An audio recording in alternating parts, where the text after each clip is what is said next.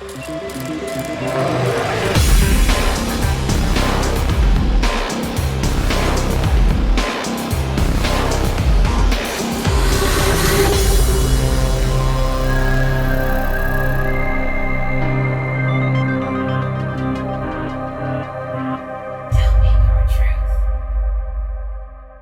do. I'm so excited for this.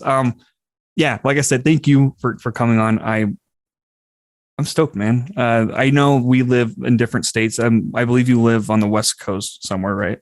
Yeah, I'm in the Seattle area. I just got back. Where were you before that? Well, I've been living in the Seattle area for a while at this little town called Bothell. But when COVID hit, my job that I was working went down, and we had this wild idea to like sell everything and move to Costa Rica. So we did it. We sold everything within 2 weeks, and then jetted and moved to Costa Rica for 6 months. And then since we didn't have anything, we just continued it for like an 18-month journey across just different parts of the states, and just got back to Bothell, Washington like a week ago. So, dude, that's crazy. It was crazy, man. It was fucking crazy, actually. I look at everything pretty as metaphorically as some kind of like weird soul journey that we're on as humans. And I'll tell you what, like, it was like scary and stressful and like really beautiful, and just the hardest, most beautiful time of my life. But I feel like I'm coming back like a totally different human. I'm excited to be in Bothell again. I think I left kind of scared because of COVID and the shutdown of like what money might be and do we have enough to survive. And so just living out there just made you go like, actually doesn't take much to keep going in life. So let's do this thing. Let's surf, Yeah, that's really exciting. I don't know if I could ever do that at this point in my life. So I think that's super badass that you're able to do that. Yeah. Unfortunately, it's because the circumstances weren't working out because of COVID, but at least you got to enjoy a lot of new journeys, I imagine. Yeah, it was amazing. Yeah, I think that's always how life does it for me, is just kind of kicks you off on these weird journeys that you don't, planning for it would be way too scary. I don't think I ever had the balls to just go for it. So you just kind of got to go, okay, this is what life is. And what do you want to do now? Yeah, just don't question it, Yeah. That reminds me of something that my stepmom gave me for like one of my birthdays. It's like a little car, rear view mirror hang thingy, right? And it says, let go and trust the universe. Yeah. And so I that's a daily mantra that I have to remind myself, like let go and trust the universe. And in your case, it's just don't question it and just go, Yeah. Yeah. It's so scary. It's such a weird universe we live in already. It's like, what the fuck is real? That's like my whole journey of life right now, is just like, what is this place? What are we doing here? Who are we? Do we have like secret powers as human beings, or are we just fucked as animals? You know what I mean? Like, what are we? So, yeah, man, I don't really know what to say other than it was a fucking crazy move. And I don't think I was courageous to do it. I think that's just where my life took me. That's so cool. Did you grow up in Seattle then your whole life, or nope, move around? I grew up in Idaho Falls, Idaho. And I was a basketball player. Like, I was a total athlete growing up. I was born with one hand. So my whole thing was winning, like achieving. I really had to in order to be even with the crowd, to make people not notice I had one hand to survive. That's what I felt like. I had to get really good at shit. So baseball and basketball were kind of like my thing. And they were good to me until I didn't make the school team. And then it was like, oh shit, what identity can I find now? And that's how I got into creating music and creating all together, becoming an artist. And so, yeah, Idaho Falls is where I started, and then jetted out through have you heard of YWAM before? Youth of the Mission? No.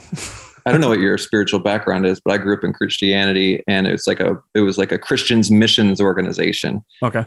And so I went there, and I don't know how far you want me to go on it right now, but took off into music, songwriting, found love, and just started to develop into my 20s. That's That's cool, man. Because I'm from Utah, so I'm familiar with Idaho and Idaho Falls ish. Haven't like been there, but like gone through there. Yeah, yeah. But so that's cool. I think that's really cool. And being in Utah, there is the LDS culture with all the missionaries, and so familiar with missionary work in that sense. I guess I'm not LDS myself, but yeah, yeah. That's cool though. The Seattle though, I've only been in Seattle once. I was for a cruise. It was an Alaskan cruise line back in like 2009, I believe. Cool. Yeah, it was really fascinating, and I had no idea that prostitutes were like a huge thing, like in its history. There's like a lot of underground roads and stuff. I'm like, this is so cool. Yeah, I don't know the depths of it, but Seattle's a crazy place. The reason I like Seattle is because like you can just kind of be whoever you want to be and dress however you want to dress, and I don't know, it's like a lot of freedom just to be you.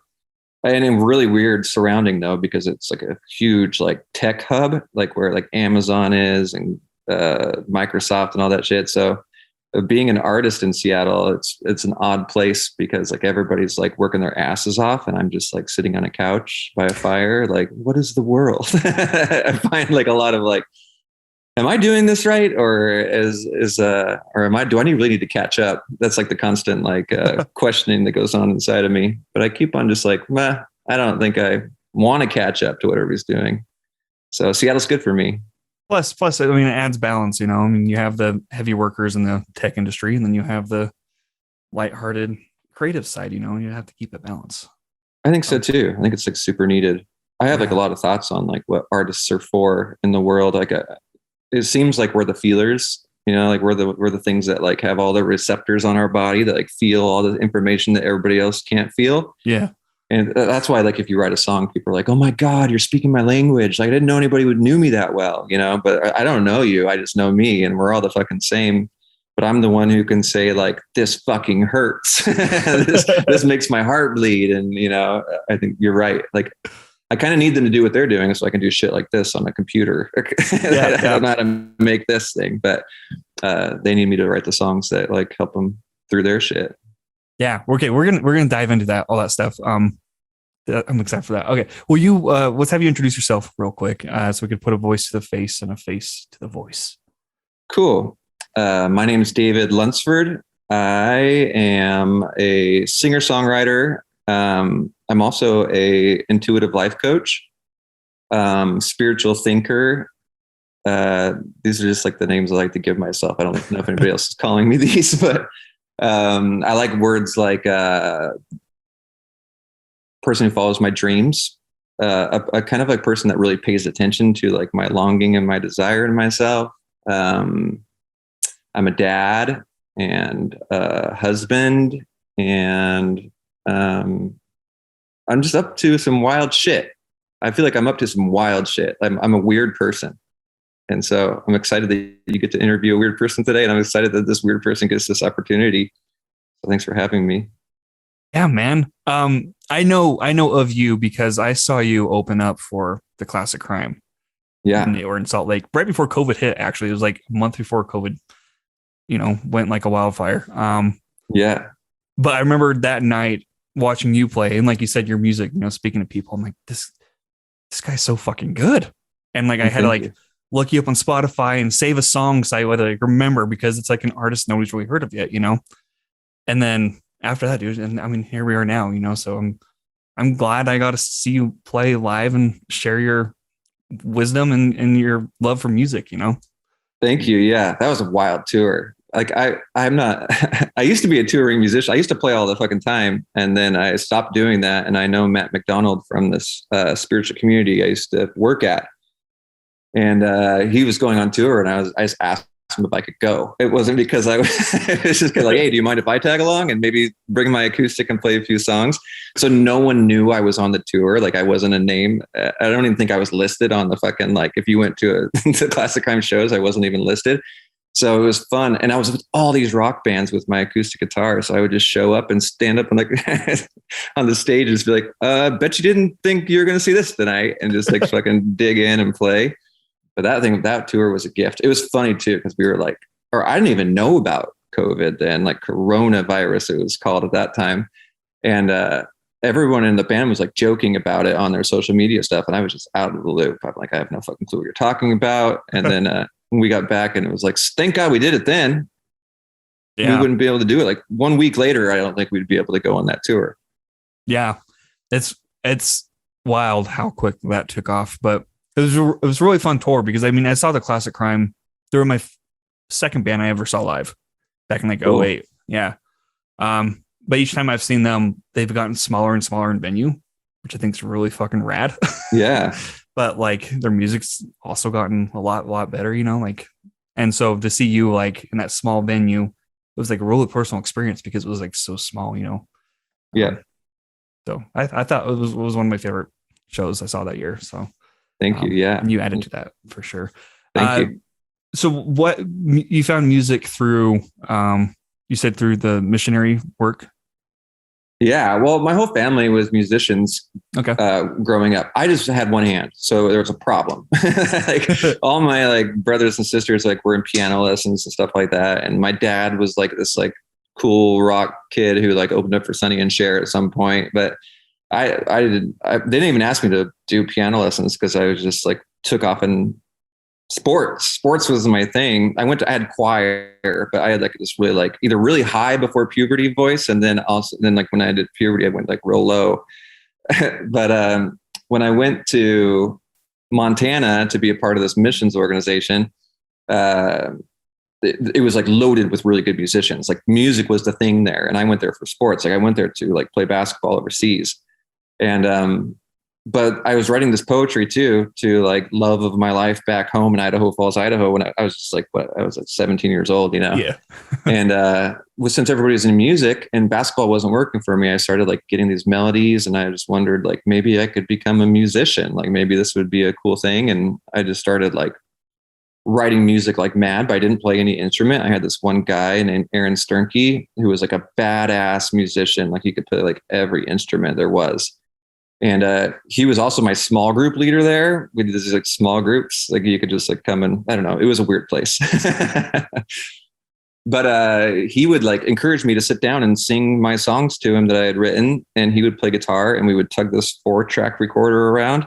And all over this, like we lived on this like weird ass missions base. So like they had like a gym or like these different rooms that you could go in with different reverbs. And we would make these little demos of these brand new songs that I'd never written before. I was like, they were actually fucking pretty good songs, but like I mean, my first comparison was like the Crash Test Dummies and mixed with the Counting Crows. So it was like super just like low. You never want to be, I don't think you ever want to be like compared to Crash Test Dummies. I did actually like the Counting Crows, but that mixture, I don't think they go together very well. I don't think I don't think it was like much to listen to back then. Yeah. The only Crash Test song I know is the song, you know? Yep. Yep. Not too familiar with the other work, but me either. I wasn't a fan. Like that song was interesting, but yeah. And so I like started writing like a ton of music, like because I needed my identity to be remade. And so I could fit in again. Like I think that's been my whole life is how do I fit in? Because right when you're born with one hand, like you right away don't fit in. Like It's been cool. I've been like working on this like book idea, just writing out my story. And like the first scene is like the hospital room where like they rushed me out of the room. Cause like when my parents had me, like they didn't have like a ultrasound of like, yeah, your kid's going to have one hand. I just came out as this like massive surprise and they like rushed me out of the hospital room. And so I think like day one on earth, I was like separate.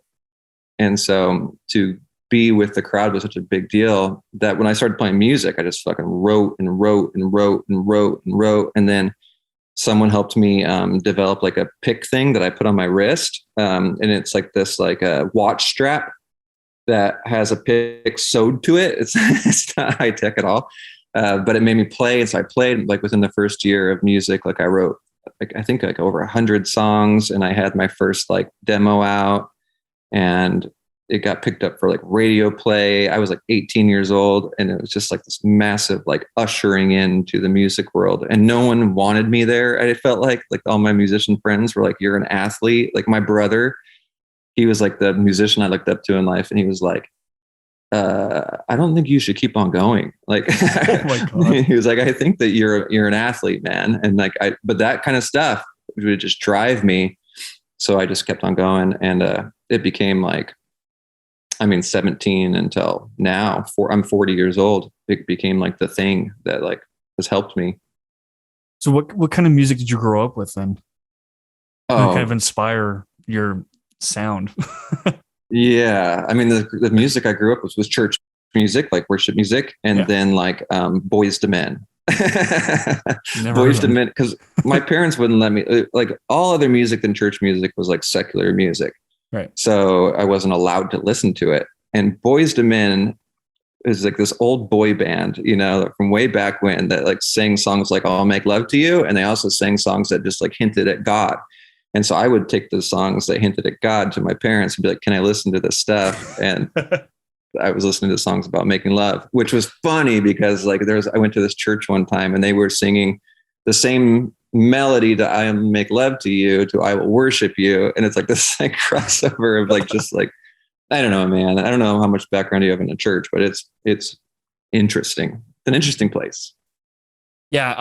I don't have a whole lot of background. I mean, my both my parents were raised in the church here, but I was never baptized, you know. So it's like, but everybody around me is there, and I'll go every now and then to like their functions for support, I guess. But as Yeah. far as my own beliefs go, like there's no way that would align. Like I'm pretty sure I'd burn. Yeah. Yeah. That's the problem, is that's the thing I couldn't get out of my head, was that I was just going to burn. Like I was Yeah. like, my dad was a pastor, so I was in the thick of it. And because I had one hand in a healing religion, you know what I mean? A religion that spoke like that if you prayed and believed hard enough that you would be healed. And I wasn't like, I would like pray so hard with my eyes closed as tight as I could. And I would actually like feel like I have like my wrist at the end of my arm, and I would like feel into it and see if I could feel like fingers pushing out. And like, but every time I fucking opened my eyes, like I would just have two or one hand. And everybody else was like, yeah, I came in here and my back was hurting and now it doesn't hurt anymore. Or like I came in and I had one leg that was shorter than the other, and look at, they're the same length. And I was just like, fuck, man, I'm gonna burn. There's no coming back from the one hand. Yeah, there wasn't, you know, and which was actually really beneficial for me, because I mean, later in life, I completely lost that. Like I'm not a Christian anymore. I lost it all. It all just fell down.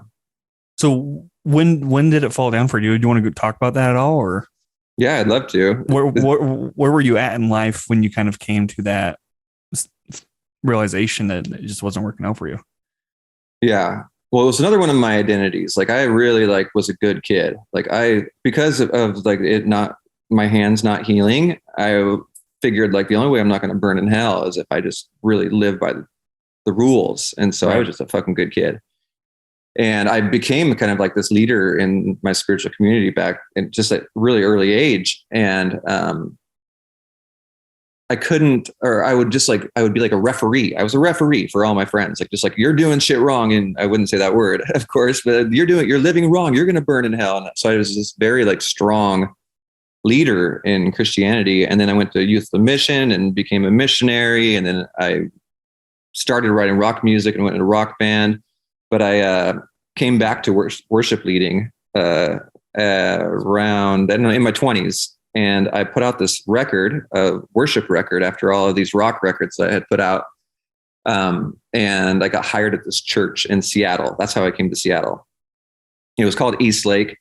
And East Lake was full of these like just badass young kids who were running a church pretty much, you know? And we didn't agree with most things that we were preaching, and we couldn't handle doing it anymore. And at some point we started talking about LGBTQ inclusion in Christianity, and how like within our just like real honest bodies, we could not figure out how to love people right and say that they were going to burn in hell for who they were when they were born. And it was like this real just like crossroads of like, okay, like this religion is saying this. In my heart, I know it's not true. And I can't, even if it is true, fuck that shit. Like, I mean, we're dealing with a God who is actually not kind and is actually creating people to their, I mean, it's a fucking mess. In other words, I don't even know how to explain it right, other than it was just like an upset in my system. And so we decided to flip the church into LGBTQ inclusive.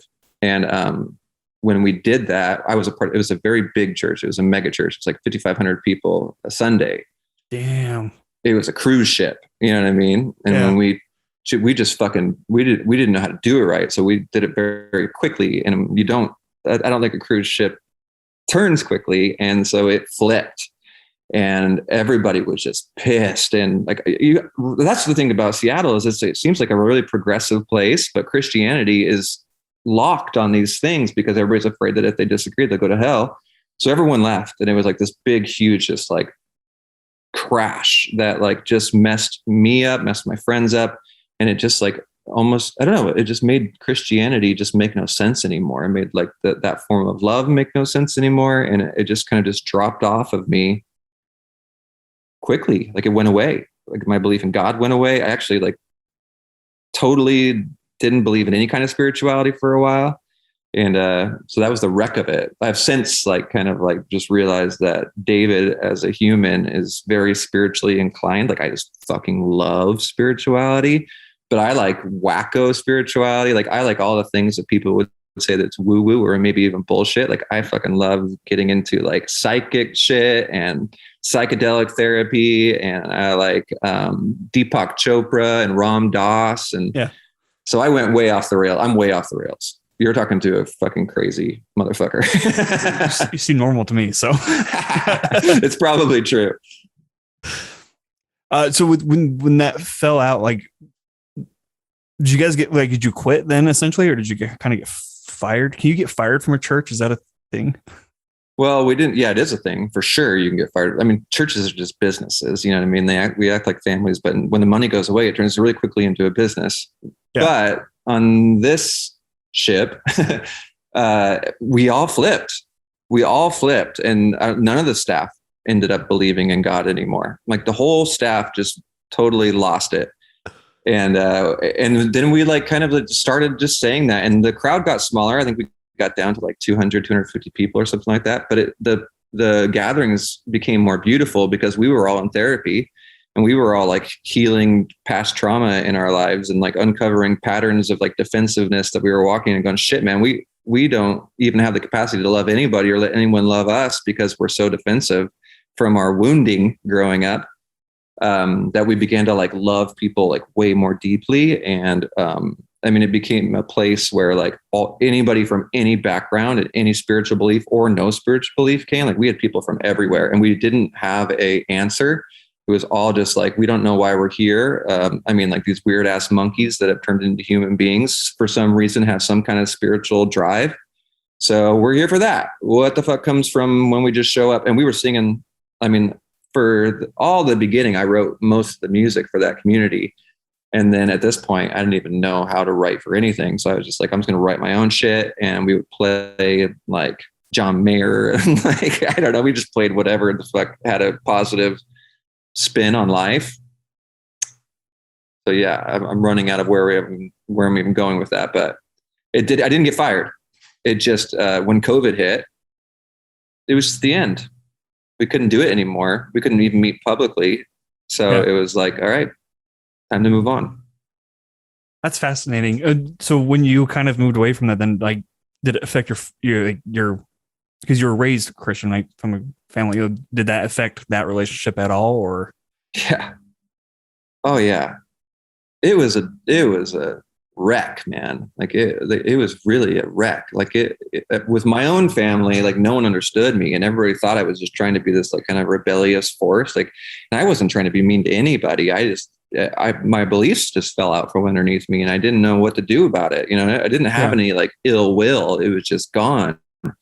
And my family, you know, they were all like pastors and missionaries and everything. So it was very hard to see this like once like very true to the faith kid lose it.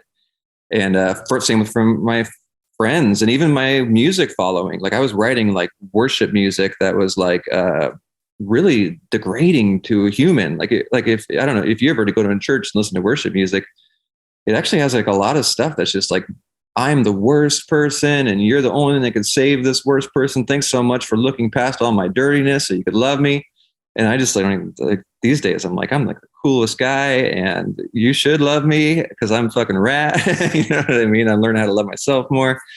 But a cool thing about my family is that it took a really hard emotional road. And I really like, I kind of picture it like if you were to be in a circle and you're like, say something and everybody pulls out their guns and points them at each other and be like, okay, I don't trust you. I don't trust you, but I don't trust you. And you're like circling with these guns. And then soon you just kind of get to know each other again and put your guns away. And then you're like, okay, like, cool. We are all right. You seem good enough to keep on loving. Like, unfortunately, like with my partner, Lisa, her side of things, it didn't go that way. And we have actually had a relationship with her family since.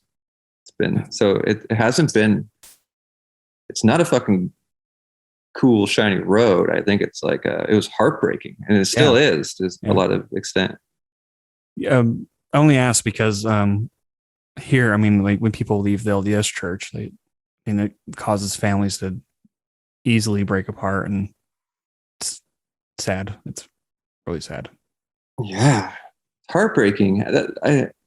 I wish so bad that we could all just like be cool with one another because we're all separate universes, you know?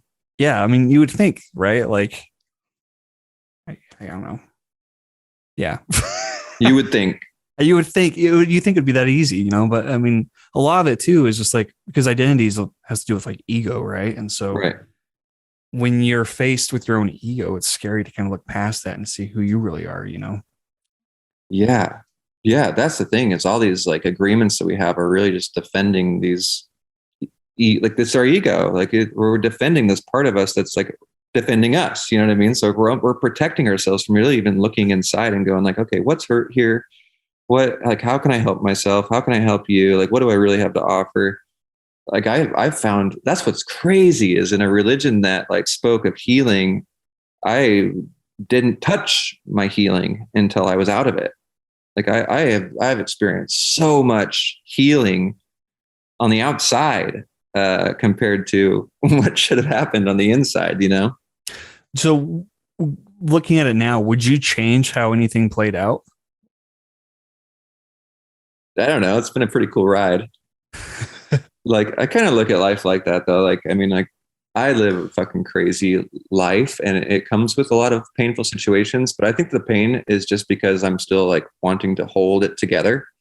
Like I'm really afraid of my life falling apart. So all the beliefs and the hardships are just like mostly the falling apart of belief. The falling apart of belief is actually really helpful, but it's really fucking painful because it's really scary. Like there is a part of you that's really trying to keep you alive.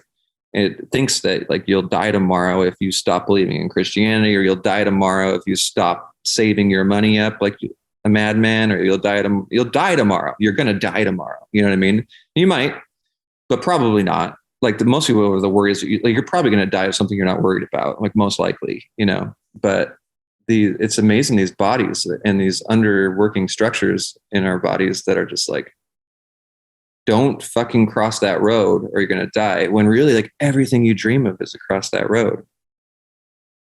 I love that. It's true. Yeah. Because I mean, for me personally, I mean, because I'm more of like a writer, filmmaker, Cool. kind of guy. But my 9-to-5 job is not that at all.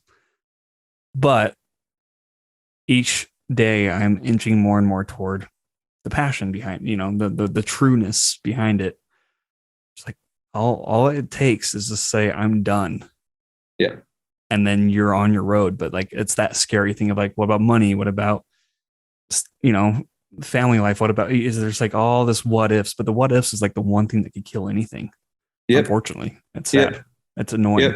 Yep. Yep. I think that's just where I've gotten in life is I'm afraid of a lot of shit. And now I also have like a lot of really cool dreams. Like I have I want to do some cool shit, man. Like I want I want to create, I want to heal people. I want to do like fucking weird magic tricks. Not like the David Copperfield or something like that, but the ones that actually like make people go, holy shit, I can live my life any way I want to live it. And that's why I'm doing the shit I'm doing. I'm like, okay, what if I run out of money? Let's see what actually happens.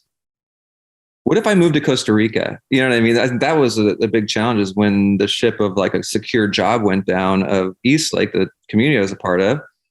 I thought I was going to die. I thought I was going to die if that paycheck went away. I thought I was going to die if like that insurance went away that a job gave me. You know what I mean? But then it fell, and it was like, all right, let's just go and see what happens if we just fucking do what we want to do. And it was fucking scary, man. Like the first little bit, like we drove across the country to Iowa to live with my family for a little bit, just to kind of like get our grounding, because it was just moving so fast. I was so afraid that if we continue down this road, we would die. Like, and I really thought like we would just like, we were going to blow shit up. But then I found myself like sitting on a hammock in Costa Rica, like just like looking over the jungle and thinking to myself, well, great. Now how am I going to make money from all the way over here? And just like no action. I didn't have anybody around me to scrounge money up from or to manipulate into helping me. So I just had to like sit on a fucking hammock in Costa Rica and learn how to just relax. And then like the whole way through 18 months was just this journey of like, can you trust life? Is there anything that's going to help? Like, does anything care about you? Can you trust yourself? Can you trust that like if you hit the bottom of it, that you'll have what it takes to resurrect? And that's what I'm doing everywhere right now. Like wherever I sense fear, I'm like, what is this fear protecting me from? Because it's probably protecting me from something most likely that I really want to do with my life and I really want to step into. And if I don't learn how to like soften the fear and put my arm around it and walk it through the fucking fire, then I'm never going to see what's on the other side of this shit. That's scary though. So scary. Like just scary. Like hearing you talk about it, man, like it's so inspiring because like it's so true. Like I mean, there's that spark, right? Like that. I recognize the truth behind what you say, right? Yep. But then it's quickly just like that. But what if? Yeah, and that's your defense system, though. Yeah, but it's just like, what if?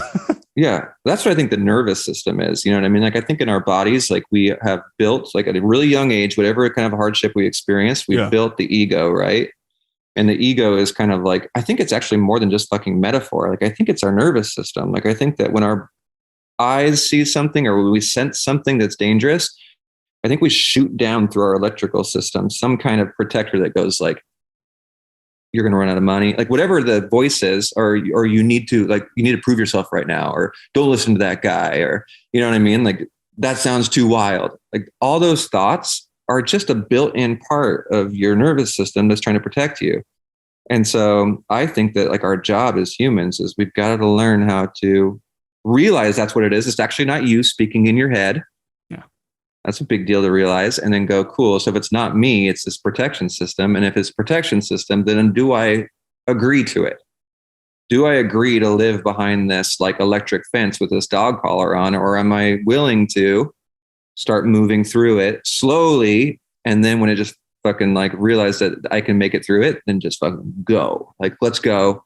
And I do think that it's really hard though, because like, it's real. It's really good at what it does. Like the ego is really fucking good at what it does.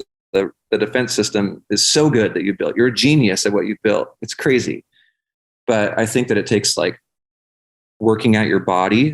It takes meditation. It takes weird spiritual shit that just makes you smile. It doesn't matter if anybody else is smiling about it, but you do. It takes like really good friends that are encouraging. It takes all these things that can make this animal body calm. Because if your animal body isn't calm, then it's raging with this fear. So it's like a really interesting relationship that you have to come to with yourself to be able to start wandering out past these limits. Like once you like wander past it though, you realize it's all limitless, you know? Yep. Yeah, you're walking on water. I think actually like that's the one thing I'm carrying in from like the Jesus teaching is these walking on water moments. Like that's what I did when I walked out of Christianity. I thought I would die. And then I was like, holy shit, my feet are landing on solid ground. And there's actually a lot of cool people out here and they're friendly. And then like the next thing was like leaving the job. Holy shit, I'm actually walking on solid ground. And there's like really cool people on the beaches in Costa Rica.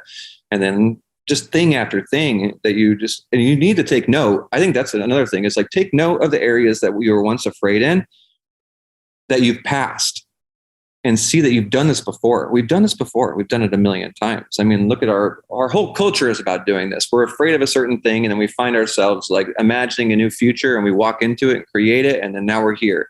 Because way back there, we were standing on the precipice of something like fucking scary, and we're way up here now. So like, that's what it takes. I love that. Mm-hmm. It's a mind fuck to get your head wrapped around it, but like there's no other answers to it, really. It's just it is what it is. Yeah. The cool thing is it's just like it's presented to us in small ways. It's like, what do you want to do with your life? It's like, what do you want to do today? Why are you saying no to it? Yeah. And it doesn't require any immediate action. Like for you, for example, like hearing that you are a filmmaker and that you work this other job and like you really want to transition into filmmaking, you know what I mean? Like in my line of work, I would sit with you and I'd be like, all right, what do you hope it looks like when you actually arrive at the land that you're heading toward? You know what I mean? Like, could you close your eyes and imagine the world? Like, what would it look like? How do you hope it turns out? Like, what's the dream? Like, have you daydreamed about this thing at all? Or are you like a little too afraid because you're like, and actually I already know the answer. You've daydreamed this much about it. Yeah. Right where you are. Yeah. That's what's crazy. Where you're sitting right now is as far as you've daydreamed about it.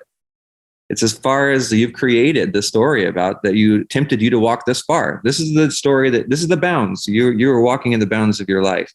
So if you wanted to change, I mean, crazy David over here thinks that you like, this is what I do. I close my eyes every fucking morning. I do this in my meditation. I close my eyes and I ask like a deep question, not just a surface question of what I desire, but the deep question of what is it that I desire? And like, I listen to my guts. Cause like a lot of me just desires like a new truck or like, I want to go on vacation or whatever. But I like get in there and I'm like, okay, what do I desire? And sometimes it's like a deeper relationship with this person or whatever. But and then I get out my fucking phone because I don't have a journal. I have a phone. My oldest calls it my magic phone because I've been dreaming up shit on it and it's becoming true. And I just write it out. I write the biggest, grandest dream. I don't limit myself because if it comes true, I don't want to be walking in a limited dream anymore. I'm tired of walking in limited dreams. I want the full expression of what I want. And so I just fucking dream it and I write it out as like almost like it's really important for something to find out about my true desires. It might be me. Or it might be the fucking weird ass universe that we're walking in. That might be some kind of mechanism that hears it and starts twisting and providing paths toward it. Or it might be the God that I just left. I don't really know what the fuck it is. I'm not too worried about it. I just want to know how it works. You know what I mean? So I would just say, like, even for you, like, spend some time dreaming about that shit. And really know what you're after. And then like, what's cool about that is like, you don't move. You don't have to move anywhere. You don't have to like quit your job to do it. You just start like looking for the things that you've been dreaming about. Like I dream in such detail that when I see it, I'm like, oh my God, that's fucking it right there. Like, that's it. Like for instance, like this latest move to Bothell, 6 months ago, I sat down, I've been doing this shit forever. So I just like decided to do it again of like, where are we going to live in Bothell when we get back? And I sat there and I opened up myself and I was like, I fucking dream of the warmest cabin right up by the high school that my daughter wants to go to. And we've lived in this town. Like I lived here for 10 years in Bothell. And I laughed at myself. Like I showed my phone to my partner, Lisa, and I was like, look at this dream. This is going to be hilarious if this comes true. I was like, if this comes true, just remind me because I need to be reminded that this shit works because I just don't believe it half the time. But we were looking for a house, just like run all over the map. And just like holding off from just like getting an apartment because we just fucking wanted to, we were so uncomfortable with the waiting. That's another thing. Don't be so uncomfortable with the waiting. Just be cool knowing it's coming. And all of a sudden, one day after like a month of looking at the same places for a month, this cabin pops up and I didn't even look at it. And I didn't click into the link. I just like looked over at Lisa and I was like, okay, watch me open this because that looks like a cabin right by the high school in Bothell. And I opened it up and it was this cabin and I knew it was mine, and I ran after it because I had dreamt this fucker. And now like I'm like sitting like talking to you in a cabin in Bothell, walking distance to the high school. And I don't know, maybe it's not magic, but it seems to be repeating it when I do these actions. You just recently moved too, like Yeah, a couple weeks ago or something like that. just a couple of weeks ago we moved here, but I've been doing that. I did the same thing with the Costa Rica house. I jumped that one, hardwood ceilings, looking over the ocean with the swimming pool just out the window for $1,500 a month. I got it for $1,400 a month. Oh, fuck yeah. I know. I just wonder, man. I think that we're more powerful than we think we are. If we could just like notice fear and open back up and then ask the fear, like, what is this fear blocking? Like, what desire do I have that it doesn't want me to wander too far on because it's afraid that I'm going to get my heart broken? It doesn't think I can handle heartbreak, but I can. I'd argue like heartbreak's kind of part of the human journey, you know? Mm-hmm. It's the one thing that we feel the most. Yeah. And that resonates with us the most. And I mean, even, 20, 30 years later, you could still think about your first heartbreak over a breakup that's so insignificant to your life, except for that one moment you were hurt, or family or losing family. It's the one thing that always resonates with you. But it's also like the one thing that like speaks true to you too, like when the good shit does happen, it always starts in your heart first. Like that feeling, that sensation, it's always warm within your chest. And then it kind of spreads outward. It's cool. Yeah. Yeah. I saw some guy, I think it might have been Sadhguru, put up something about like emotions and how like they're supposed to be like the nectar of life. Like when you feel heartbreak, it's almost like you're just supposed to sit there and just enjoy being alive in it, which is, I'm not good at that. I'm not good at that. But it is true. I mean, like when I look at all this journey that I've been on, I think to myself, like, I'm the one who's choosing this road. Like I'm the one who's choosing to live this way. I could just go get a job. I could just like play it really safe. I could do that. But like, I like something in me likes sitting right next to the heartbreak and sitting right next to the anger and just like, and almost just like befriending it. I was actually really good at it with sadness. That's why I was like so good at writing songs at first. Cause I was sad, and I learned that I loved my sadness. I thought that the only way I could write songs is if I stayed sad. So I learned how to do that one. So these new emotions, I'm just like, all right, like these are our friends. Like we made these protectors for a reason, like, and so, and the way away from it isn't to get pissed that I always get angry or pissed that I'm always sad. It's way more like just sitting next to it and be like, hey, friend, like, what are we doing here? Like, what can I get you? What are you wanting? So when you write songs now, like, has it kind of been like therapy for you to write the songs and kind of navigate your internal thoughts and stuff? Yeah. Songwriting. I'm so thankful for songwriting. Songwriting at first was like if you listen to my worship songs, not many people would want to play them because they were sad and they were misunderstood. I misunderstood the thing I was following. So it was like, I was always trying to I wrote a song called Dark, Dark Things that made a lot of people leave the church because it was just like, hey God, if you're love, then why can't I feel it? Like I always had this like turn on things that was just like, I've always just been a real, as much as I can, heart open person that would just like tell even God what I thought of it, and tell people what was bothering me or whatever. And so when I left Christianity, I also left behind worship songs, and I started just writing about my life. And my first record after that was To All My Friends and Family.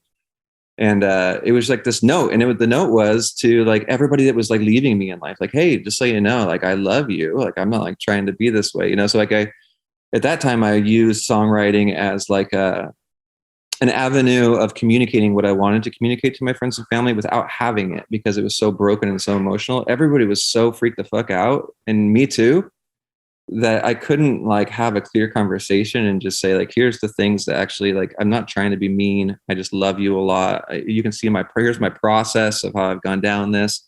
Here's like the things I've thought about. Here's the heartbreak I've experienced. Here's like one of the songs says like, I've seen too much. I can't go back to that. So it was like this that record was just like a letter of like, I'm not allowed to say this to you in person, or this isn't possible, but I wanted to so bad. So I think I write in songwriting just about the things that I just wish I could say to God, or I wish I could say to you, or I wish I could say to someone. And so I wrote that record. The song, or the record that you heard me play, was The Year of David. And that was like kind of like my awakening year. And it was like this whole idea of finding out who David Lunsford was when it wasn't like all these identities. And so it was like the downfall of all of my identities and just like kind of scraping the bottom. Like the first song's about Bothell, Washington, which is the love song of the city I lived in. But the second song is 36, and it was about me turning 36 years old and like realizing that I didn't fucking know shit. Like that's the first line. It's like I'm 36 years old and I don't know anything. And it was just like this like kind of like realization of like, okay, I have no clue how this universe works. I have no, like I had just started over. I was just a kid again almost. Like I don't even know what good parenting is.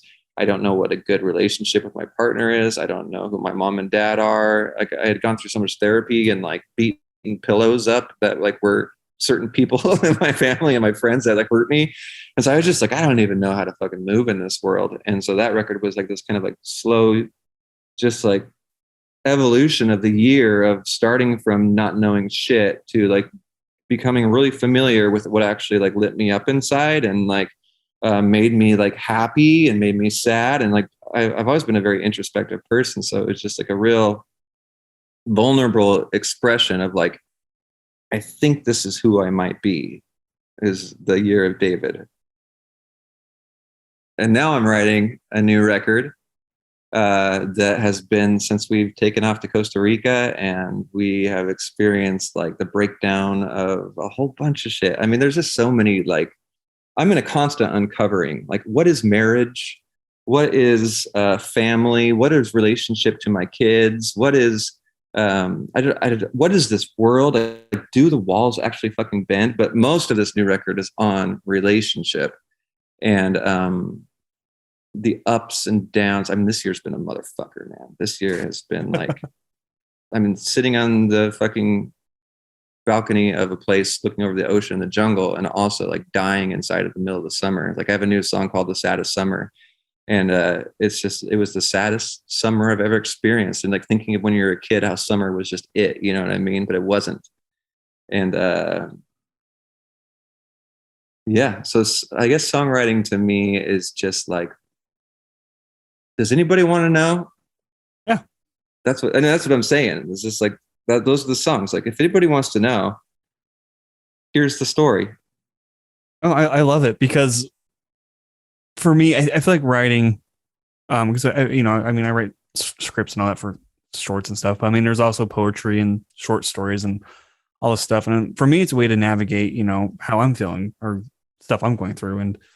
And whenever somebody reads it, I don't think they realize they're reading a part of me that's still true. It might be kind of covered in some, whatever walls of protection, but there's always that hint of truth through there. And there's always that background of my story. You know what I mean? And so yeah. I got that from your album. Like I figured a lot of it was this journey that you were going on. And I think it's cool. And it kind of invokes this feeling that people need to listen to it, and really kind of piece together the story you're trying to tell or that you want to tell. Yeah. It's awesome. And so on that note, then, do you think each album is going to be like a different phase in your life? So far, it's been that way. So far, like it's interesting how I see my life. I think most people do, like just the story of their lives, right? It's pretty common. Like, I mean, yeah. Big songs about that. But I'm really interested in the story. Like I'm interested in like why all this is happening. Like why did it turn out this way this year? You know what I mean? And I can't help but just write about this shit. I don't know what else to write about. And maybe one day I will. Like even like the work I do with people, like I can't really like write about like hope all your dreams come true or whatever. I mean, maybe that will be like the heart at some point, but I can almost just write about like what's my heart. Like I want to be as wide open as I can possibly be, and it's not all the way. yet. Like I still have like I'm holding back some, because I think everybody's just a little bit afraid of being totally themselves. You know what I mean? Yeah. Of really just sharing the fullness of it. But it's pretty damn close. Like it's pretty like and it's this record's not out yet, and I'm not comfortable with it being out yet because it has a lot of shit that we're still like uncovering. And it's real vulnerable. It's like fuck, man, and I don't know, but I think that's what I want this music to be, is like something that's just like, all right, there's that last year, whoa, and you can do with it what you want. Hopefully hopefully that what we're all doing in art is some kind of movement of the universe, like trying to evolve in the fullness of what it is. Like if the universe is one, right, then whatever you're feeling is really important to it. It's like trying to discover something through you, and it's trying to discover something through me, and it's trying to discover something through every fucking individual. So it has a lot of fucking like things out there. Like it's working on a lot of things at the same time. Right. And so I figure like that my story is probably pretty important, and so is yours. Like we're all like probably pretty important. I like to think so. Yeah. And even right now with with the pandemic or worldwide events, like it's a shit show overall. I think it's just a clusterfuck of dumpster fires left and right. But it's such a cool time to be alive at the same time because of how much we're going through and how much self-discovery there is in the process. Yeah, I wouldn't trade it for the world right now. Honestly, I think we're here for a reason, and whatever that reason might be, we're living it. You know what I mean? Yeah. Yeah. It seems to be cultivating something. It seems to be like whatever that something is. Yeah. Yeah. Like, well, it seems like it's like really messing up the comfortableness of humanity. You know what I mean? Like, and it's like really like making people ask, like, am I doing what I want to be doing? And making you really frustrated about it. Like really like putting like a wall up, like where you can't do it. Like in Washington, I can't even go to a fucking restaurant right now. You know what I mean? Like, it's just like all the rules are just they keep on coming, And so it's really in your face of like, are you cool with not doing what you want to do? And of course, like, I mean, there's things that we should be like, yeah, I'm cool with like sacrificing that for the good of others. But I think it's bigger than just like, are you cool with not going to a restaurant? Like, I think the theme seems simple, but it's actually like a way deeper dive of like, hey, are you fucking doing what you want to do? Like this is all go down tomorrow. I'm reading this book right now, The Untethered Soul. And it talks about death, and how like we should be walking around close to death. And this isn't a new concept. Like I've read this concept before. Like, yeah, like use death as a reminder. But the more I go forward, I'm like, yeah, like, am I really though? Like, can I take this book seriously? Like, can I take this moment seriously that says like, hey, if death was tomorrow, did you do it? Like we all pretend like we have all the fucking time in the world. But if death was tomorrow, did you do it? You know what I mean? And I was trying to think about it the other day. I was doing this Facebook Live. I like to do Facebook Lives all the time. And I was just thinking, like, I'm fucking doing it. There's not much I'm not doing. Like and even the things that I'm not doing yet, I'm on my way. I want to like rage this life. I want to like, and even if raging is just fucking like being alone all day, it doesn't mean I have to like be skydiving every second. It doesn't mean I have to be risking everything on a Vegas craps table or whatever. You know what I mean? It's like, whatever the fuck you want to do today, are you doing it? Whoever you're wanting to love, are you loving them? Whatever you want to chase, are you chasing it? I think I'm doing it, as far as I know. The simple things, the simple things that bring you pleasure. Yeah. I personally could not do skydiving, and I admire anybody who could, but if death came at my door tomorrow, I'd be like, I'm fine, not skydiving. Right. I think that's fucking important to know though, because I think that's the problem with like everyone, is that there's like this parable, right? About like this like group of people. They live in a village and they're all searching for happiness. They're all very unhappy. And this one guy, have you heard this parable before? No. This one guy goes to the lake and he has this desire to pick up a rock and throw it in the lake. So he does it. He picks up the rock and he throws it into the lake. And for some reason, he has an awakening, right? Like this thing of like, oh my God, I'm so happy. And he just can't like not stop smiling. And he's just smiling everywhere he goes. And everybody's like, what the fuck did you do to get so happy, right? And there he's like, I don't know. I mean, honestly, I just picked up a rock and I threw it in that lake and I've just not been able to stop smiling. And so like the next day he wakes up and the whole village is gone. And he's like, where the fuck did my village go? And like he goes down to the lake and it's like a frantic search. And the whole place is like just picking up just tons of fucking rocks and throwing him into the lake. But no one's finding happiness. You know what I mean? And I kind of like look at it as like the United States of America, because that's where we live. Some guy or girl woke up one day and was like, I don't know what this is, but I think I might like picket fences, white ones. And I really think that like I'd like to like work my ass off and make a lot of money. And I think I'd like to like get this big house. And I think I'd like to like manicure my lawn. And this guy was just like doing this shit. And it was this like, oh my God, I'm so happy. And everybody else was like, let's go do it. And they all started running. And this is what we're doing. I think this is what we're doing. We're all chasing after one person's dream and getting it. Most of us are getting it. And then it's like, fuck, I'm not content. And then we're in these jobs that pay a bunch of money, hating what we're doing, supporting people that actually have a new dream, that we're just all just funding it. And the question, I think the question is like, what do you want? You know what I mean? Because you want something different than I want. And that other person wants something. None of us want the same thing. They might rhyme with each other a little bit, but we don't want the same shit. Yeah. I think like the end goal might be we want happiness or peace or whatever, but how we get there is going to be totally different, you know? Yeah. What makes you happy? Yeah. But when we get there, we could all high five each other and be like, oh, hey, we came here, but differently. Totally. Yeah. I'm doing things differently. Like my weird shit is waking up and meditating for 30 minutes, asking me all these weird questions.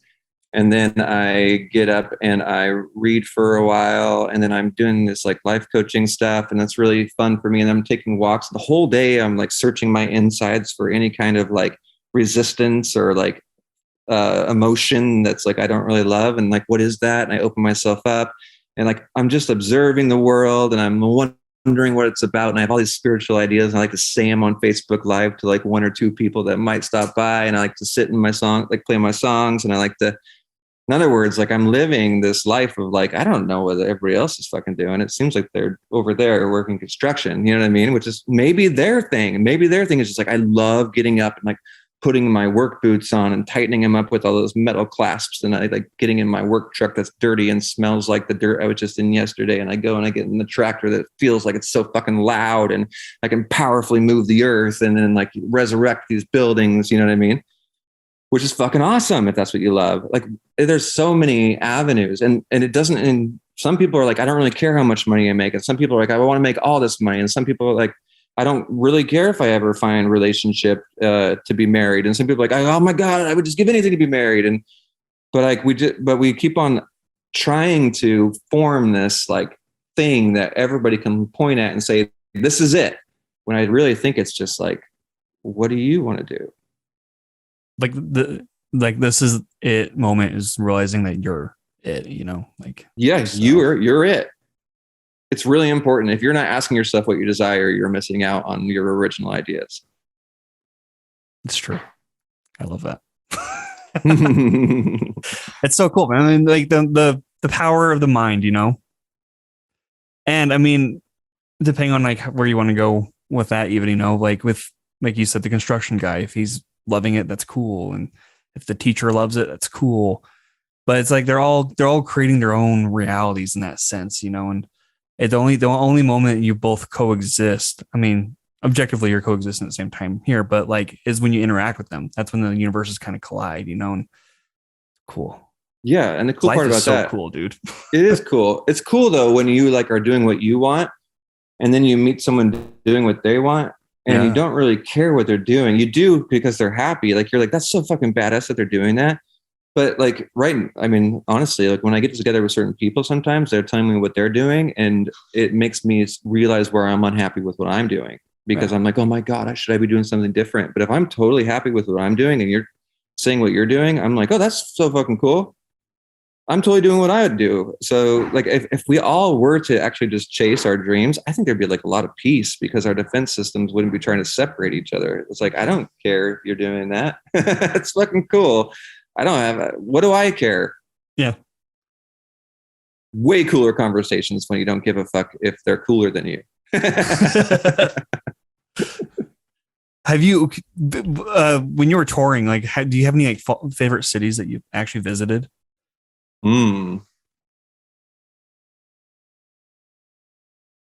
don't know. They're also different. I feel like I've not to offend Albuquerque people, but I wasn't a big fan of that one.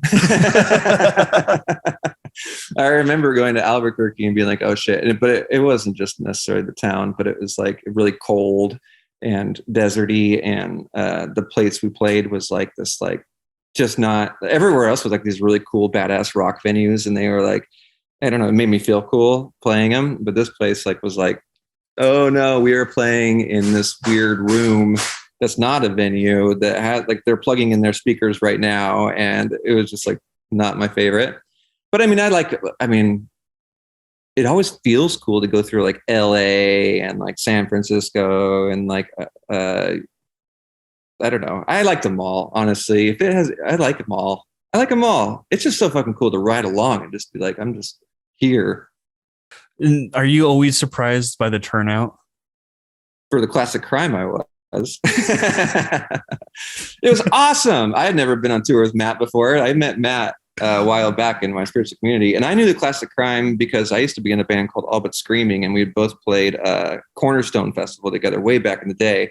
I was playing out of the back of our trailer, that carried our equipment. We would just like flip the back open and we would set up the drums inside the trailer and set up our sound system because we weren't big enough to be invited on a stage. But we knew that they were kind of like, in those days, they were kind of the band that was like right around our level, but I wanted to be cooler than them. And so I heard about Classic Crime, but it didn't really, it was an enemy in some ways, you know? Yeah.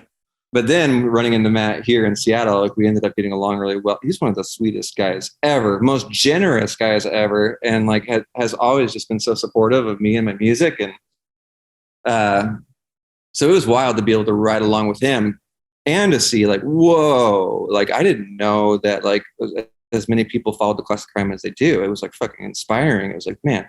And like knowing Matt to the point where he is like working on music all the fucking time and he's doing what I'm talking about. Like he's doing what I'm talking about. He is an emotional creative. Like he is a person that will sit and just like, he is here to play music. And yeah, he might have like fear that it's not going to work or maybe I should do something else, but always somehow reining it in and putting out another fucking record. And he has built this community of people that is just so beautiful, the way he shows up for them and them for him. And I really am inspired by what he's created. It's pretty fucking badass. Well, I only ask if you like how, like what your favorite city was on tour and all that, because the way you put it is that you just asked like, hey, let me grab my guitar and tag along. Right. Like, did you have any expectations at all? Did you kind of envision a certain way it would play out and like all that stuff? Or yeah, I did have interesting ones because Classic Crime is also like they have some Christians in their following, you know what I mean? And so when I was talking to Matt at the beginning, he was like, I don't know if I'd open up with Goddamn Soul. I have a song called Goddamn Soul, and I just decided to open it up at every show because he said that. And so I didn't really know how I would be accepted. My music and my performance seems to like fucking bring something to the room. And I've been feeling it for a long time, but all of my writing, I go to this little bar called Connor Burn in Ballard, right in the Seattle area. And I go to the open mic and I play all my new songs and I like work them. Like I've been working on like, does this silence a room or not? Like, who's paying attention? Who's not? Like what happens? You know what I mean? And so I think I have every time I go to have an expectation of like making a moment very present, sucking in the fucking crowd and like having something to like change people with. Like I love it. Like I love being on a stage. Like when I'm on a stage, like I really try to get my mind out of the way. And like I even do, like when I sit down, I try to like close my eyes and just breathe and open myself up to where my mind isn't thinking of how I can perform, but instead just like, let's just fucking watch this thing rage out. Cause I got a pretty cool personality that'll show up if I just get out of the way. And I got a pretty cool voice that will like sing real like crazy shit. It does crazy shit when I get out of the way. And you know what I mean? Like I kind of like would love to see what the presence of David does without me protecting it. So I think that when I get into these venues, I'm really curious. I'm very curious right from the very first strum and my voice hitting the silence of the air. I just love watching what happens in the room. And some days it doesn't work. It's like some days like people just talk through my shit, which is fine. But like I would say like majority of the time, like it grabs something or someone and it starts to twist. And I love just being a part of like the magical atmosphere that happens when I get out of the way. Well, I mean, I think it's true because even when I see you play on Facebook Live, like you often do, it's always when I'm working. And it's like, my 15-minute break, right? And I'm like, I'll just scroll through Facebook and I see your video. I'm like, I have to see what he's jamming to, you know? And it always draws me in, like no matter whatever it is, I'm always just drawn into your videos and your music. So I think it's cool. I didn't know your writing process though. I didn't know you actually go and test that out. Yeah. At open mic. That's cool. Thanks, man. Thanks, man. And thanks for tuning into those Facebook Lives too. I just like to do them, so I want to show up. But yeah, the writing process for me is like sitting down with my guitar, right, opening up my fucking heart, and just singing like it sounds like just gibberish, just like blah, blah, blah, blah, you know, and finding, and all of a sudden like I'll find some kind of melody that makes words come out of my mouth, like actual words. And then like I'm kind of like, oh, that's an interesting thought that just came out of my mouth. And once it's like a really cool thought, I'm like, oh, I'd like to just kind of focus around this thought. And I just keep on singing that line over and over again. And it starts to build. And then when I have like 3 lines that I don't want to forget, I start typing in my phone, record the idea. And I just kind of chase this, like, I kind of think that there's these really cool hidden ideas inside of us, or like really cool things to say, or really inspiring things that want to be communicated to the universe through us, or even just to us. And so if I can get out of the way enough to let it creep out of my mouth without me just like, I really want to write a cool song today. Like I have no fucking idea what I'm going to write. And sometimes I'm just like, God, I can't even write that because that's way too embarrassing if that comes out. It's just like, it's a very personal process that I'm like, it's a very trusting, like, hey, will you only say the amount that I want you to say so I don't get laughed out by my friends? That's what I'm asking my soul. Hey, will you just let out enough where I'm feeling vulnerable enough, but I don't have to like just like make a mess of myself. And then I just play them nonstop. I just play them and play them and play them and play them. Like because of my personality, I have like this like edge, like this like knife that I can kind of cut with creativity and keep on forming. Like if I don't like a line, then I just keep on working it and working it and working it and working it and working it until it gets there. And then I go to these open mics and I play them. And if I notice a part of the song that I already know won't hit the crowd, doesn't hit the crowd, then I just go back and I reform them and do it again. And then just put out these songs. I've been doing this for fucking years, man. I mean, like I'm like 10 records in of releasing stuff. And I got a feeling I'm just going to keep on doing it. Has it ever kind of subverted itself though, where you don't like a part of the song, but somehow it resonates with people? Yeah, I mean, for sure. Well, some of them I know, like I'm not supposed to touch them. Like I have this song called David Lunsford. And like the whole song is just like, hello, my name is David Lunsford. And like it was so hard to record that song because I knew that it was like a special thing because it was so embarrassing to sing. Like, it was like embarrassing to be like, hello, my name is David Lunsford. I was born with one hand. Like just like fucking like telling like the obvious story that you're seeing sitting in front of you. And like, it's funny when I would sing the song live on that tour, a lot of people would laugh at the first, like everybody would just start laughing at the first line. And it was like, but then actually that tour saved that song because I was in the middle of recording that song. It was getting mixed at the time. And when I went on that tour, I just decided I was going to play that song. And it ended up being the song of the tour. Like it's for me, for my set, people loved that song. And it was it was this cool thing where I would start singing it. And then by the end, it was just like this like fucking heart cry. And it would just, that song was the one that would just silence the room. Everyone would start laughing at the beginning, but by the end of it, they're just like, fuck. Did you open up with that song? I don't know. I'm not sure. It might have been Goddamn Soul. You opened with Goddamn Soul. Okay. I usually end with David Lunsford. Okay. I'm like trying to remember, like, or On My Mind. I'm not sure. Well, it's because like I remember when we saw you, you were putting stuff out on the stage, and honestly, I thought you were like the road crew. I'm like, oh, they're about to start. This is cool. And then you sat down. I'm like, oh, he's gonna test out the guitar. He's gonna auto tune it, right? Yeah. And you start fucking jamming out. I'm like, oh, this is an act. Oh my god. And that was fucking rad. It was such a cool way, just to fucking start jamming out and shit, That's how it felt, man. It felt like that. It felt like no one knows this guy is about to play because I'm not even on the door. Like I haven't even made the door list. Like they didn't even put me on that. And so I wouldn't even say anything when I got up on stage. I would just start fucking strumming. Yep. And then I would let that song, I didn't have time. I only got 4 songs or 5 songs. So I wouldn't even say anything. I would just like let the song speak. And then luckily I had a song that said I'm David Lunsford. So that one was the one that people could go, oh, that's who this guy is. And I think that's actually the song. Yeah, that might be the song you did end with, because I remember I had to look you up on Spotify right after your set to save a song or to randomly play it. That way I could listen to it in the car and do more research. Yep. Because I fucking dug it, dude. I mean, I love your shit. So I think thanks, man. That's so rad. With your music though, like, has anybody approached you to do like songs for movies at all or anything like that? I asked. This is years ago. I tweeted at like the Classic Crime. I'm like, has anybody used your stuff in indie movies? And they're like, maybe. I'm like, But like, has anybody ever approached you for that? Like, no.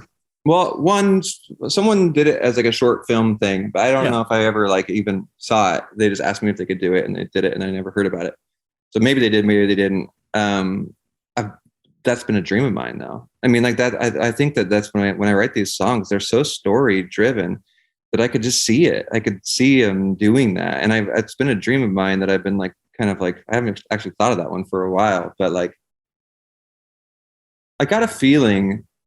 I still got a feeling like I'm right now musically, like the only reason, I mean, it's the weirdest scene in my musical life because I really don't have a crowd I'm playing to.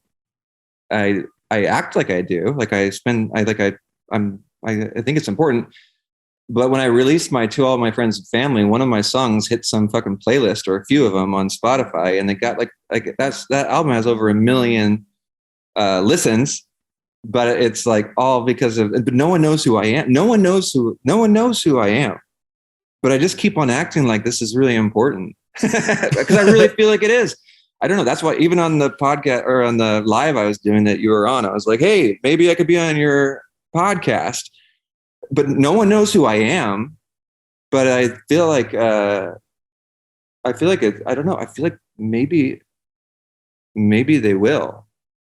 I feel like even if it's only 100 people, I just feel like something in me says that this story is important. Something in me says these songs are important, that to not quit, to not stop showing up because I think it's failed and it's providing for me. I mean, my music provided for me the whole fucking time, and just enough and a lot and then a little and then it goes all over the place. But I just can't quit because I just feel like this is too important. Something, and maybe it's already even happened. Like maybe some people have already been fucking healed. I know people have been healed through what I do, but it feels like there's something. I'm doing something. I'm whittling down some kind of like diamond that I'm not yet sure of what it even is, but it's happening.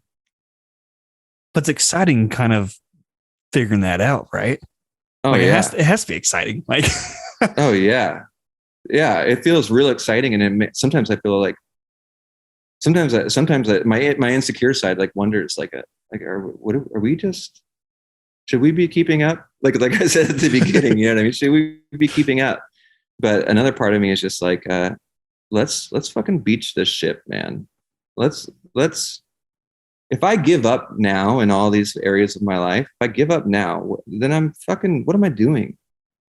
Like that, it would go against everything I'm talking about. Like I wouldn't be like all these things that we've talked about today on this podcast, like all these like little rants I go off about believing in yourself and you believe in you and you have something special or whatever. Like if I'm not fucking willing to put it on the line, then it's just bullshit. And that's like, I think that's what everyone is tired of is bullshit. And I'm tired of bullshit. Like I'm tired of like, just like surface level, like, I want to fucking like change the world. I want to be a part of it. And the only way I can see doing it is by deciding not to give up. Yeah. I mean, if you give up, then you kind of fail yourself, you know? Yeah. I mean, even if like, if you don't feel like you have an audience or like, or anything like that, like if you truly do give up and like you lose the one main core audience, which is yourself, you know? Yeah. Which I think would be devastating, dude. Don't fucking do that. Oh yeah. I won't. I'm not going to. There's too much potential here. There's too much potential. Like I feel like I'm a second away. Yeah. You know, but I do think it's very common just for creatives to go through that. Yep. I mean, 24/7, you know what I mean? Like, yeah. I mean, that's the endless whys of why we are here. You know, am I fulfilling this and stuff that keeps us striving to figure it out as we go. Yep. We might not ever figure it out until we're on our deathbed, you know? Yeah. When the epiphany clicks and we're like, no fucking way. All this work for this realization of what life is truly about. You know what I mean? Yeah. Yeah. But yeah, that thought though is so exciting though, you know, like I don't know. I think it's fun. I agree. I can't wait. Like I'm so excited about life right now. It's the weirdest shit. Like I'm doing the weirdest shit and I can't. I mean, if it goes, it's going to be a fucking fireworks show, man. You know what I mean? Like it, and it already is. Like I'm already like, just like by chasing it. So there's so much opportunity for cool shit. I just can't even like wrap. Lately, my heart has just been so overflooded with joy and panic. But I think that's what it is. Like, I think thrill or bliss, right? Like bliss. We always hear this like bliss, you know, or happiness. Like what is happiness? I think it's like this, like, oh my God, what the fuck's about to happen?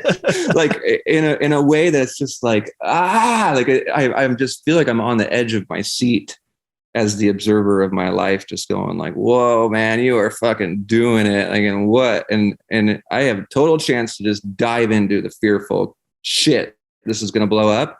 But if I can keep on bringing that guy back, this is the most fascinating movie or story or whatever the fuck this is that I've ever, I mean, this is better than any fucking movie I've seen. Yeah. To me. To me. But isn't that how it should be though? Like go. It's a fucking thrill to be David Lunsford. And it's not even at this level. It's the craziest. It's only going to get better. Yeah. But that's the thing, dude. I mean, it can only get better, you know, even if we're at our lowest of lows, there's always going to be better. Yeah. And even though your lowest of lows might not be your lowest point in your life yet. Yep. It's always going to get better. Like there's the goodness of life or whatever, the positivity of life, the goodness, you know, all that it always outweighs the bad, I feel like. Yeah. And oftentimes it feels like we're drowning in the bad or when we get clusterfucked with like worldwide events or fucking whatever, you know, but in the end, it always works out how it's supposed to work out. Yeah. Which is cool. Yeah.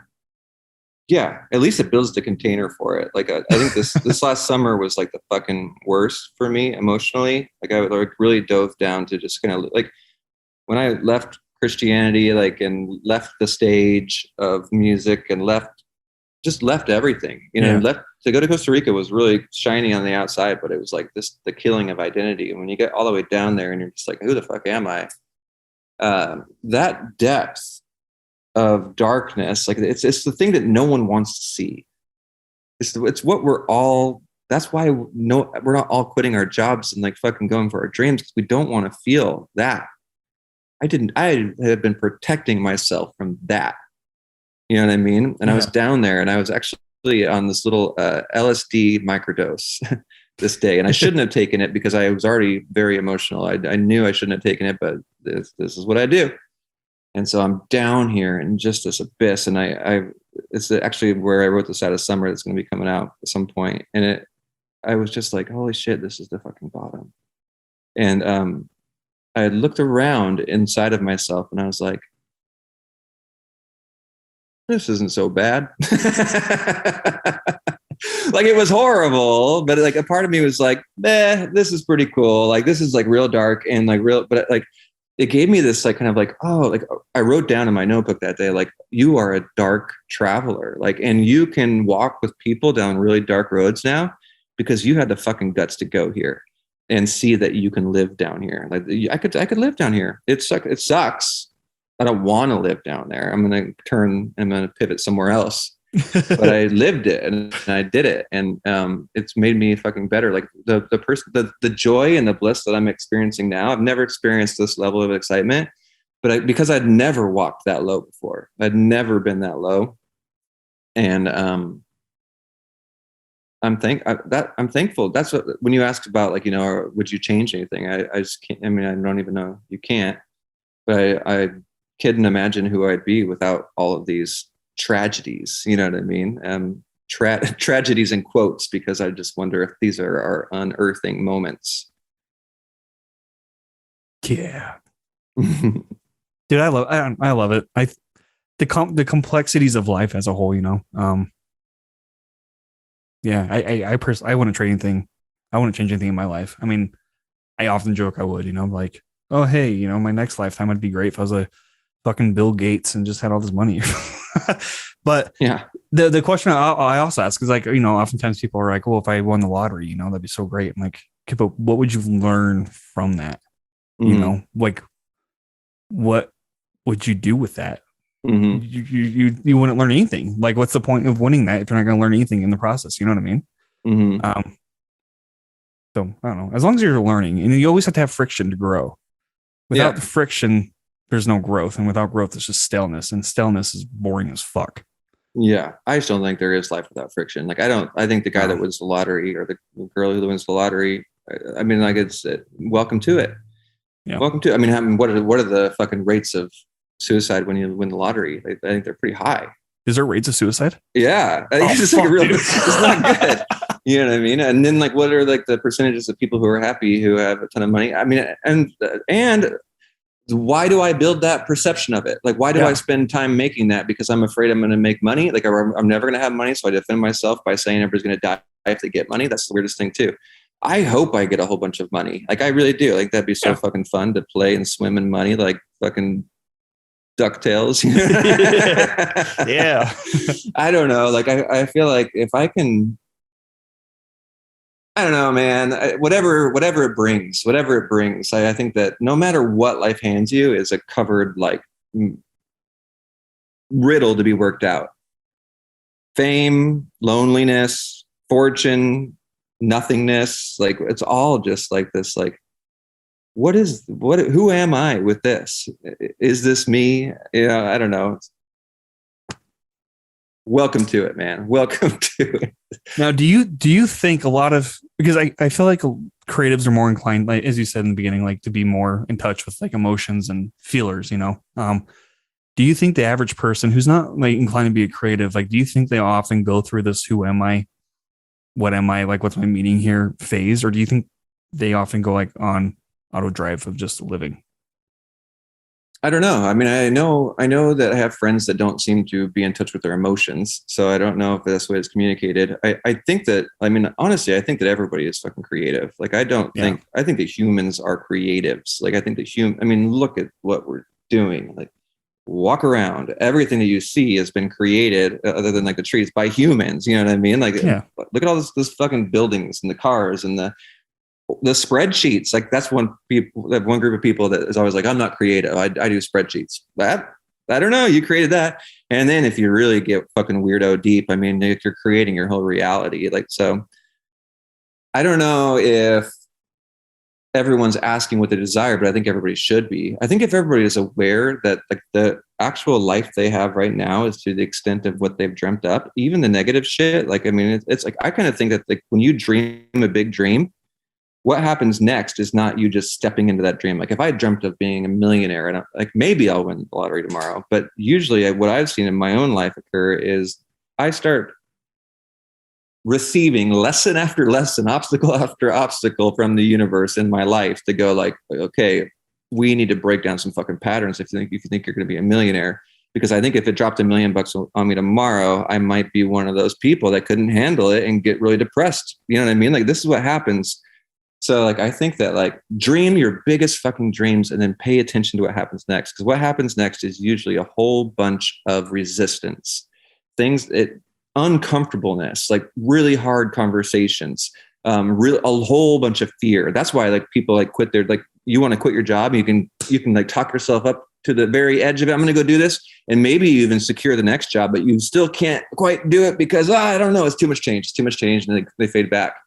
But what that is, that questioning, if you can take it into like a personal, like introspective way and go, cool, this is wanting to remove fear patterns that it's going to take to actually step in free to this job.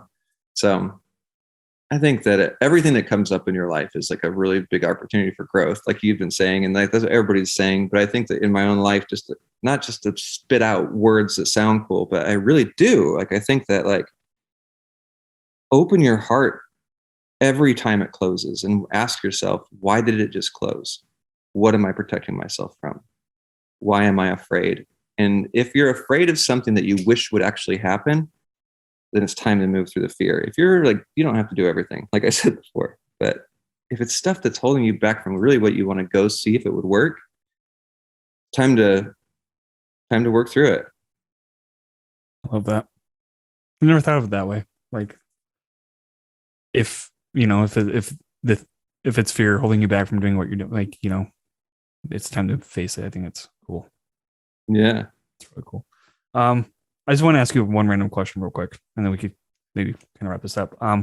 What's your favorite song that you've written, and like, how do you relate to it the most? Favorite song I've written.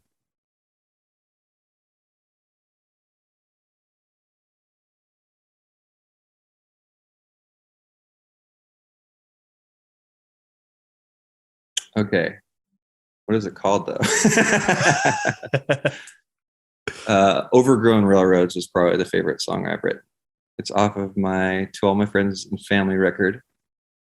And I don't know, I think it's like, it was from this moment of like being really low and like wondering if anything is there and if there's anything here to help me. And it's got this like, it ends up being this really egoic kind of fit that I'm throwing through my emotional words. Just like, please, I'd give anything to know if life has any reason at all. I've been trying so hard, like all these things, like, you know, all this stuff. And then at the very end of it, it breaks into this just slow down, and this really falsetto thing.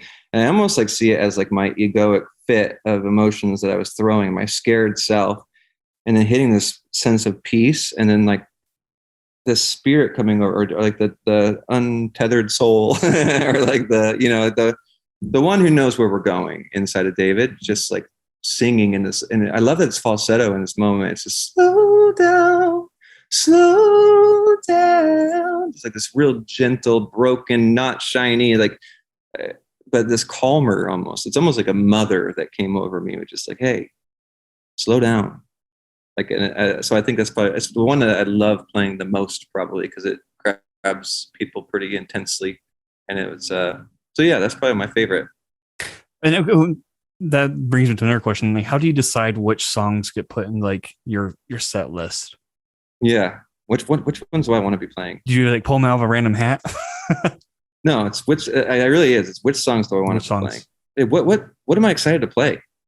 I don't want to play stuff that's not exciting. I don't even play the one that's been listened to the most on Spotify or whatever. Like, for one, those people are at my shows who listen to it.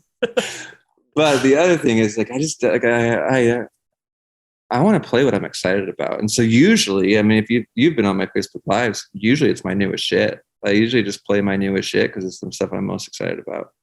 Yeah, I love too, like how your daughter um has her favorite songs and you'll play them for her. I think it's so cool. Like it's just so inviting and just cool.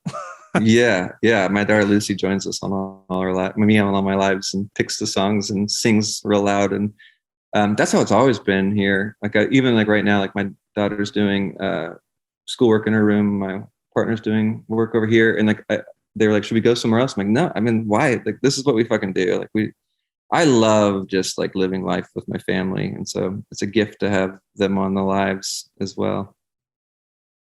I think it's cool. Okay, one more question and then we can wrap this up.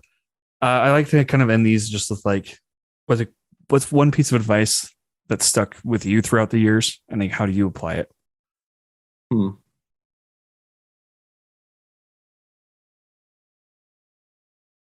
I mean, the thought that just comes, I don't really know like who or what, or if it's actually a thing, but the thought that just shot up in my mind was just that you can do it. I think that was like a really important phrase for me because I kind of had to do it, like to survive with as a kid with one hand. I had to go for it. Like I had to fucking go for it, And I think that's something I've always thought about myself is I can do it. There's certain areas of my life that I don't know if I believe that all the way yet, but like I wouldn't be living as wildly as I am if I didn't think some part of me deep inside that I could do it. And so maybe it's just my soul that whispers that to me. I don't really know if there's a person, but that's the driver. It's just like, you can do it. You can do it. You can do it. You can do it. You can do it. And so that's what I'm trying to tell people too, is you can do it. Like you can do it. You can fucking do it. That's not, it's not even like a statement that could be argued with. Like it is a fact. You can do it. Yep. Which I think is really powerful in itself, just knowing that, Yeah.